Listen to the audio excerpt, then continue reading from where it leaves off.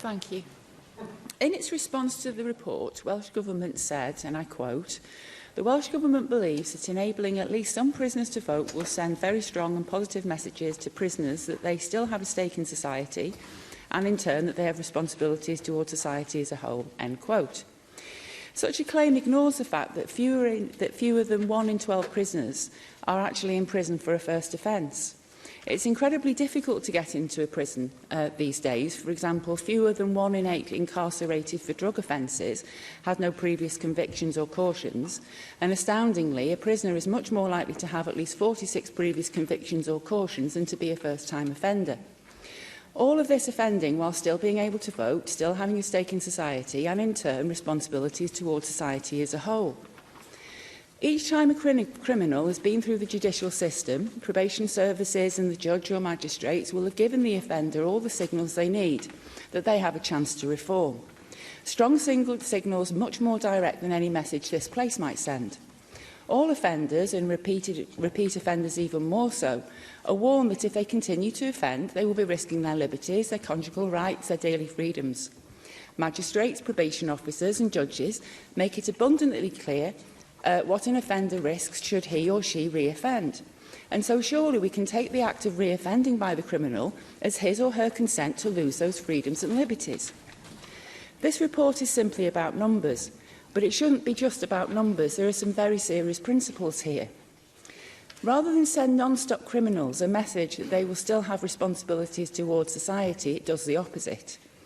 It says that despite the repeated warnings from judges and probation officers that if you keep offending, you will lose your civil liberties, you can actually continue to offend with less negative circumstances for your own civil liberties than has thus far been the case.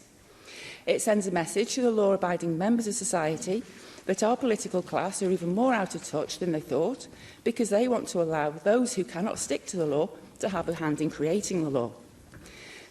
Surely a criminal, while in prison serving their sentence, is not a fit person to have an influence in deciding the rules the law-abiding public have to live by. Many paedophiles convicted of possessing indecent images of children are not jailed. Yet even when they are, like Jonathan McNeill, they get sentences shorter than 4 years. This man didn't need to have any signal sent to him about having a stake in society. He'd only retired from being a police officer 6 months before his arrest and 15-month prison sentence. But Labour and others in this chamber obviously think that he and paedophiles like him should still have a stake in society. Well, they shouldn't have, and people should be ashamed that they want to chase their votes.